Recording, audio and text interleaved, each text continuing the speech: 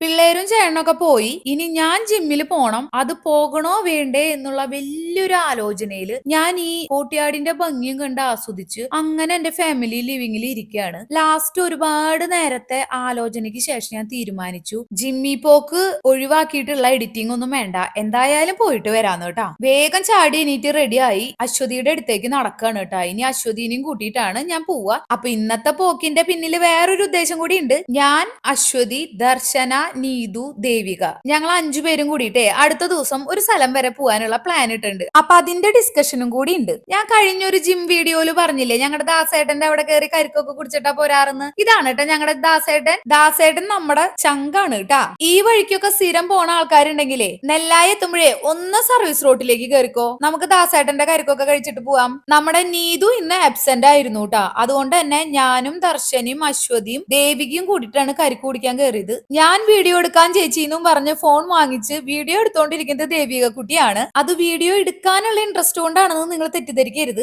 അവൾക്ക് വീഡിയോയിൽ വരാതിരിക്കാനുള്ള ഇൻട്രസ്റ്റ് കൊണ്ടാണ് കേട്ടാ. അതാ കവർ നിറച്ചു പ്രോട്ടീനും കൊണ്ട് ദർശനി എത്തിയിട്ടുണ്ട് കേട്ടാ. പിന്നെ കുറച്ചു നേരത്തേക്ക് കരിക്ക് കഴിക്കലും കത്തിവെക്കലും തുടർന്നുകൊണ്ടിരുന്നു കേട്ടാ. പിന്നെ ഞങ്ങൾ 5 പേരും കൂടി പോകുന്ന യാത്രയെ കുറിച്ചുള്ള ചർച്ചകളും തീർത്ത് ദാസേട്ടനോട് ബൈ ബൈയും പറഞ്ഞ് ഞങ്ങൾ ഓരോരുത്തരും അവരവരുടെ വീട്ടിലേക്ക് മടങ്ങിയിട്ടാ. സാധാരണ ബാബു ചേട്ടനാണ് ദേവിക കുട്ടീനെ കൊണ്ടുവരാൻ വരാറ്.